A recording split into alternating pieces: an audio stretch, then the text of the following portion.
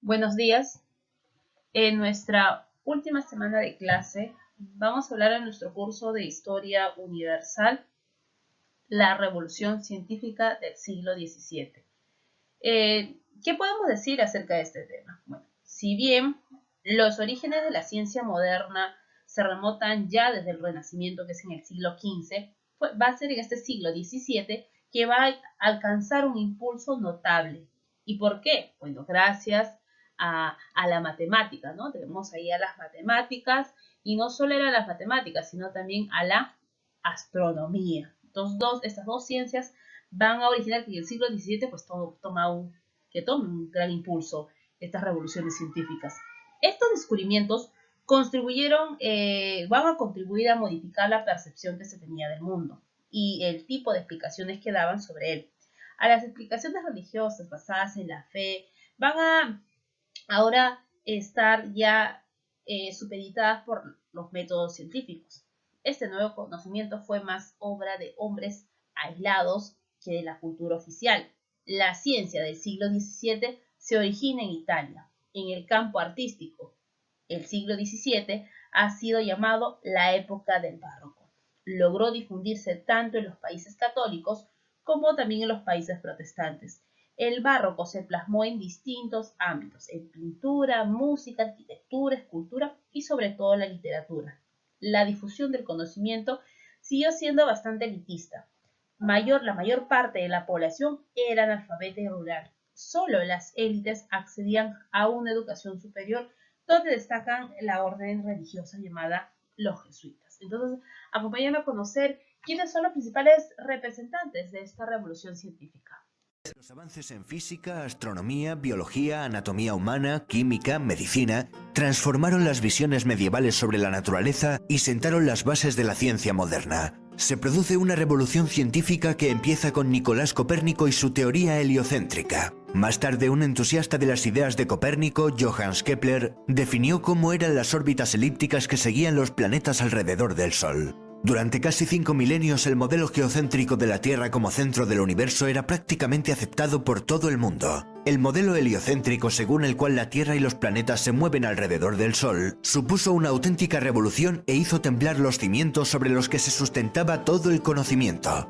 La atrevida hipótesis heliocéntrica chocaba de frente con las Sagradas Escrituras. El Tribunal de la Santa Inquisición investigó a Galileo por defender los postulados de Copérnico y casi le cuesta la vida. La revolución científica culmina con Isaac Newton. En 1687 publica su obra más importante, Principios matemáticos de la filosofía natural. En esta obra expone la teoría de la gravedad inspirada en un suceso acaecido años antes mientras meditaba bajo la sombra de un manzano cuando un fruto cayó del árbol.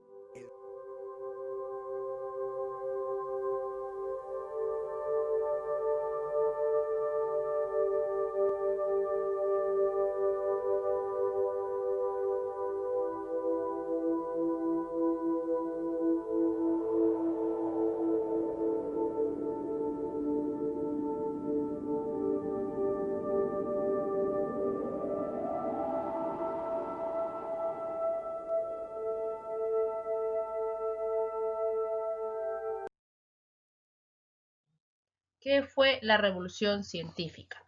La revolución científica es una época en la que los conocimientos científicos fueron desafiados y reemplazados por las nuevas ideas, principalmente en los campos de la física, astronomía, la química, la medicina y la biología. La revolución científica se inició en los finales del Renacimiento, en el siglo XVII, y se extendió hasta los albores del siglo XVIII.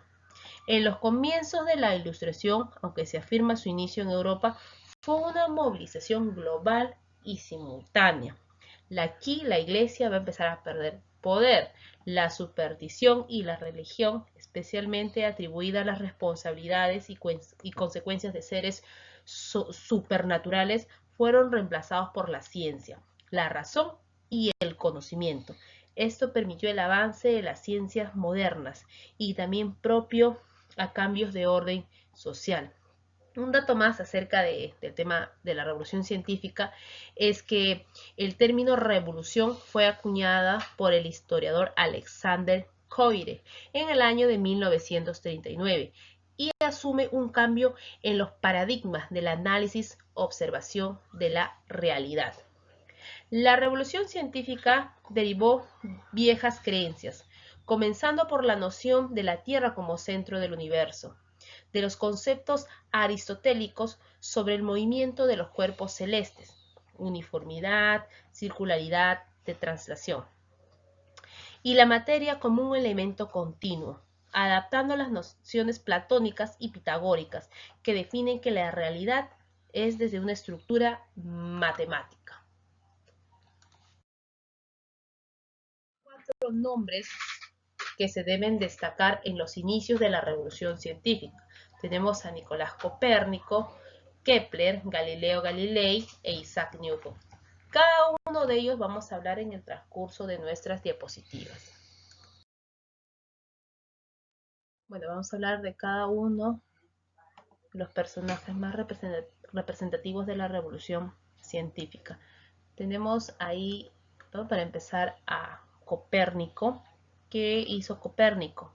Formuló la teoría heliocéntrica del sistema solar. Luego vamos a profundizar un poco en qué consistió esa teoría. Tenemos a Kepler. A Kepler su labor fue fundamental para el análisis del movimiento de los planetas. Galileo Galilei formuló la primera ley de movimiento para la observación astronómica. Y Newton presentó la ley de gravitación y otras que explican la realidad modificando la comprensión de las matemáticas. Nicolás Copérnico, un astrónomo polaco conocido por su teoría que sostenía que el Sol se encontraba en el centro del universo. ¿Qué nos dice su teoría? Que los movimientos celestes son uniformes, eternos y circulares, o compuestos por diversos ciclos. El centro del universo se encuentra cerca del Sol, orbitando en el orden Mercurio, Venus, la Tierra, la Luna, Marte, Júpiter y Saturno. Las estrellas son objetos distantes que permanecen fijas y por lo tanto no orbitan alrededor del Sol. La Tierra tiene tres movimientos, la rotación diaria, la revolución anual y la inclinación anual de su eje.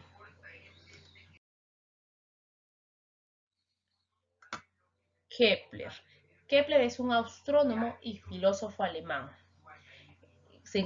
Formuló y verificó las tres leyes del movimiento planetario, conocidas como las leyes de Kepler. ¿Y en qué consisten las leyes de Kepler? El universo no es un círculo perfecto, dice Kepler, sino una elipse. Así que los movimientos circulares desaparecen. Esta elipse está formado por dos focos y el Sol se encuentra en uno de ellos.